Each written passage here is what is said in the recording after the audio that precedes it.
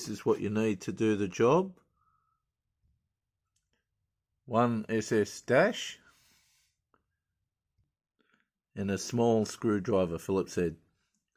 That's all you need. Okay, let's get over to the car. I'll see if I can set everything up and we'll get into this. Okay, here we are in the car. Apologies, I forgot that I'd been mucking around with the light switch, so I've already got the dash surround out. All it is, 2 screws up there, Phillips head screws. You push down on the top a bit and pull this forward and lift it out. It's very, very easy. You can see those tabs there at the bottom. Make sure you lift it. Don't pull on the bottom and try and pull it out. You've got to tip this forward. So I usually, hang on, let me see if I can demonstrate this here. I push down a bit in the middle there, get the top out, tilt it forward and lift it out. Okay. I'll go around the other side and we'll get this dash out.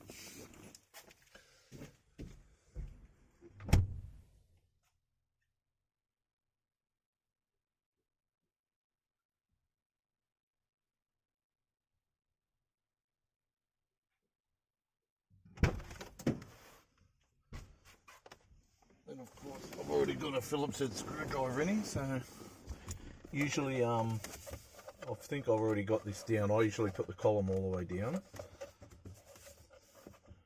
If I can find it. Yeah, it's already down. Okay, so I'll put the keys there. I don't really need the keys at the moment. Now, there's 2 screws down the bottom, down here.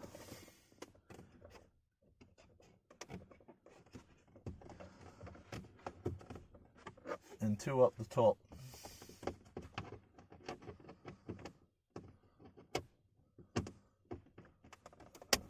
So we'll get these 2 top ones out.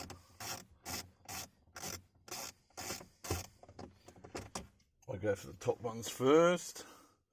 No reason, that's just what I do. Now,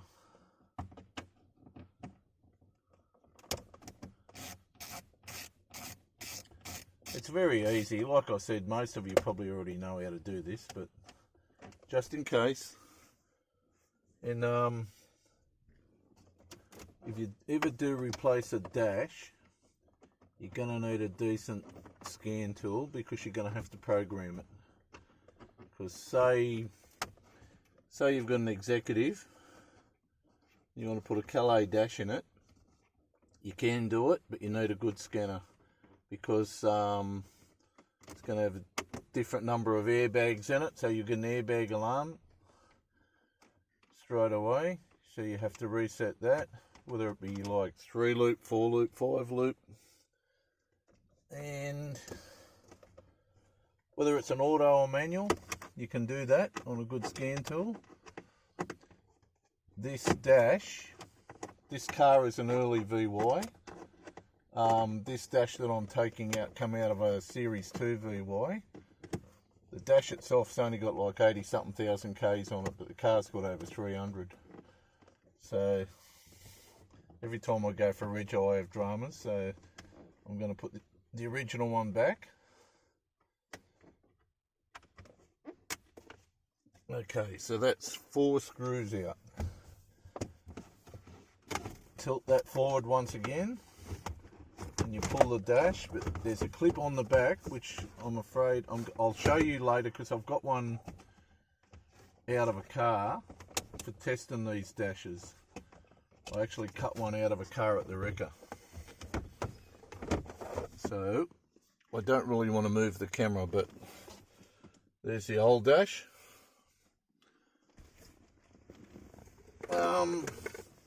I'll try and show you.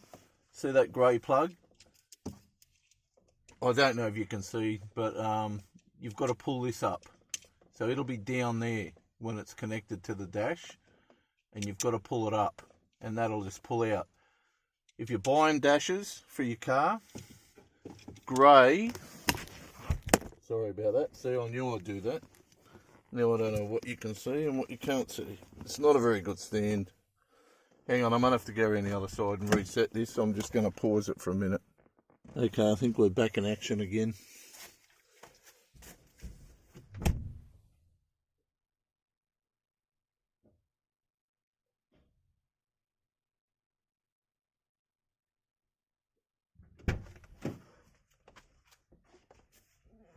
Sorry about that, I'm using the El Cheapo bendy tripod thing.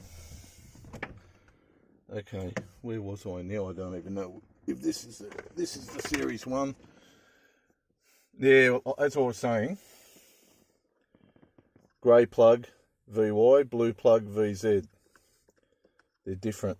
You can't plug a VZ into a VY, so just be wary of that. So when this plug goes on, that'll be up, and you gradually push that down and it goes in. So same deal. Maneuver this back in here. Get your plug set up. Just be careful, don't be like me and force anything. Just got to line this up because I can't really see what I'm doing here.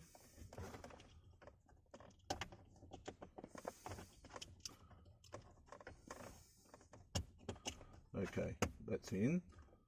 Clip that. And you can check it, like, before you screw it in, you can see that the alarm light's flashing.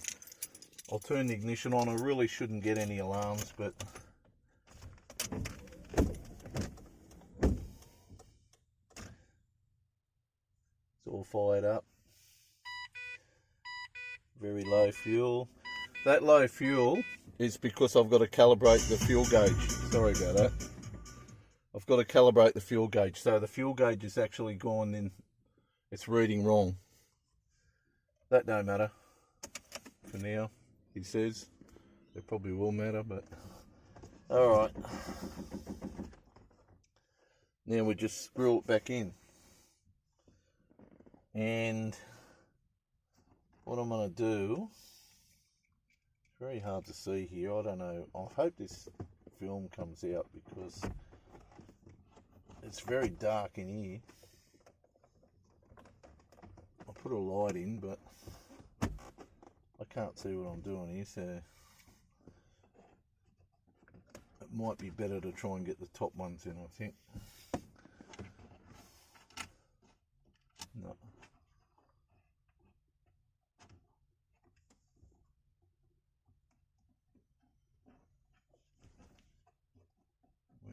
Where are we? There we are. Just, you've got to be careful because they only go into clips. So that one's in. I actually pushed one of the clips off once when I was doing this.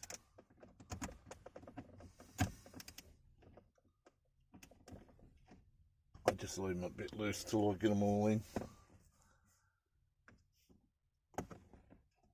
Okay.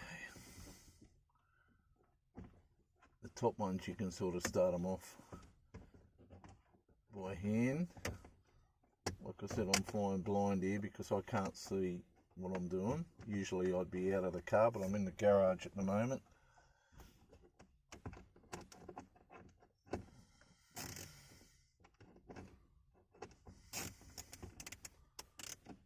Alright, I can tighten these two up. Okay.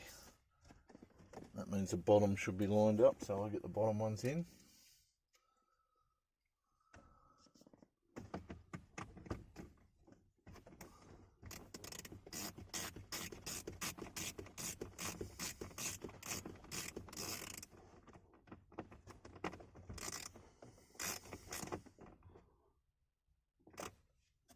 Okay.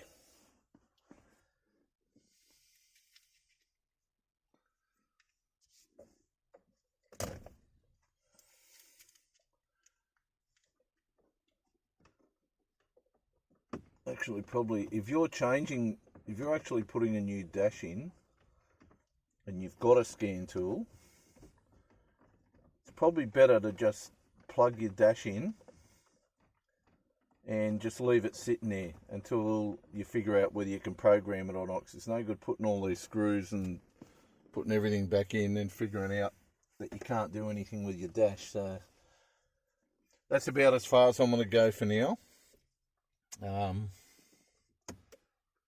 It's all working.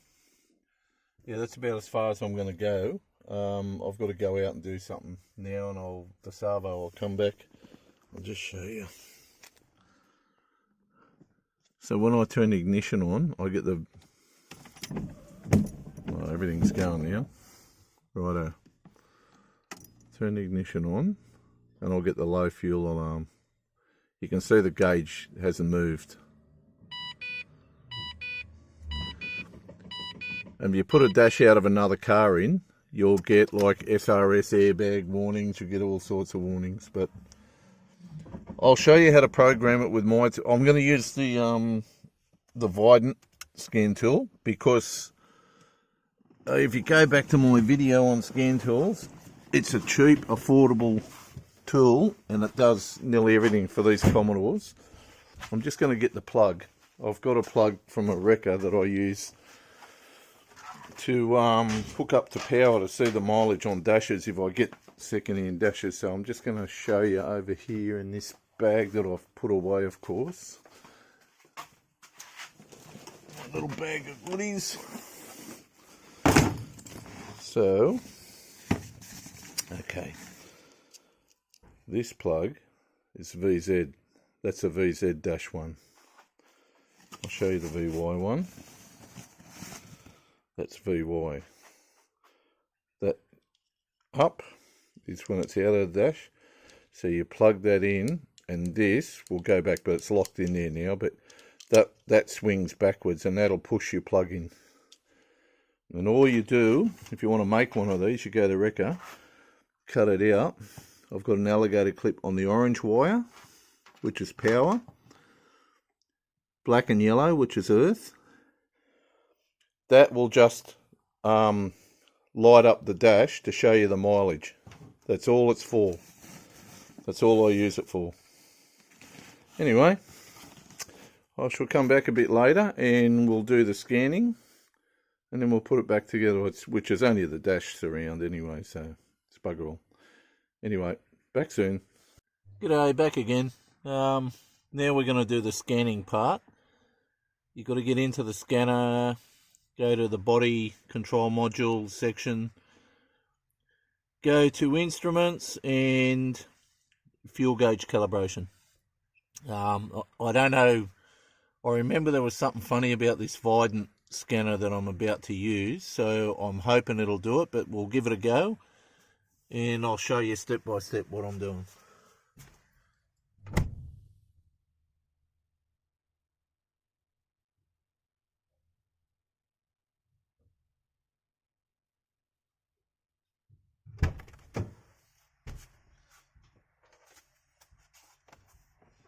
Sorry again, it's very cramped in the garage.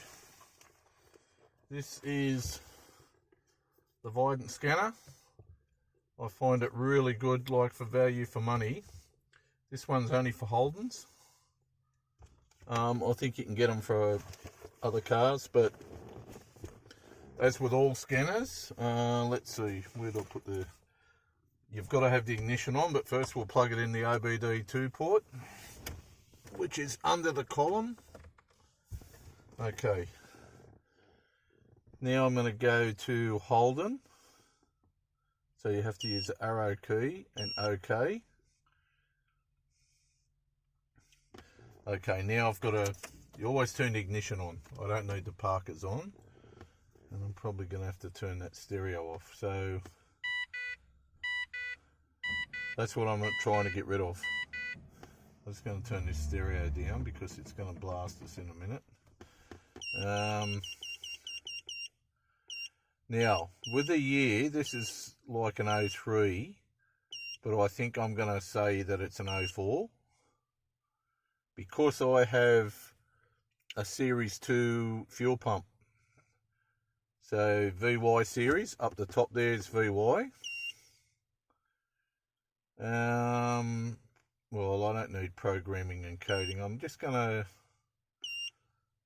programming and coding, I'll go in there. Body control module. No, I think this is more for keys, I think, this setup. I haven't used this one for a while, so yeah. No, get out of that. Go back to diagnostic, control unit, and I want to go to body down the bottom. Okay, body control module, let's see, instrument. I'm going to go to instrument. I've got like 3 different scanners, so it's hard to remember like which one, where everything is in each scanner that I use. So I've gone to instrument, read codes, I'm going to go straight down the programming.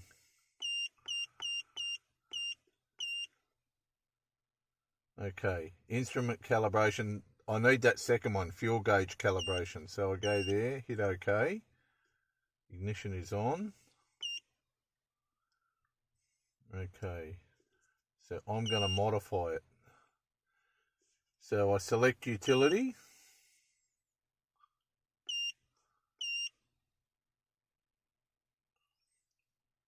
It says programming complete. See, this is the drama I had. Okay, so this is not really going to do it. It is a good, this does, you can program keys and everything with this. It is a good scanner, but it's just not going to change this. Because I really need to change it to a series 2. Okay. Hang on. I'll turn the ignition off and back on again. No, fuel gauge is not working. Okay.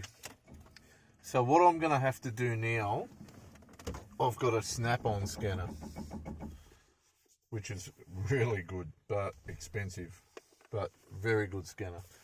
So I had to use the snap-on last time. So I'm just going to have to pause everything again until I get set up. I'll put this one away. It's a pity, because like I said, this is very good value for money, this one, but I'm going to have to go and get the snap-on one.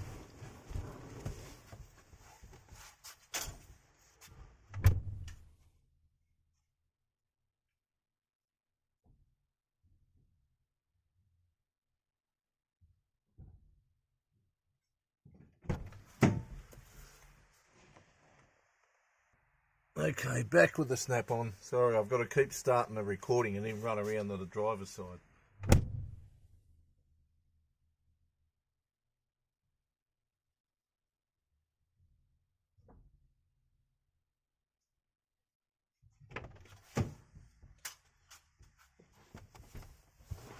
Alright, just noticed me good old snap-on bag, because we've had so much rain here, it's starting to go mouldy. That's good. Pull your scanner out and it's all mouldy.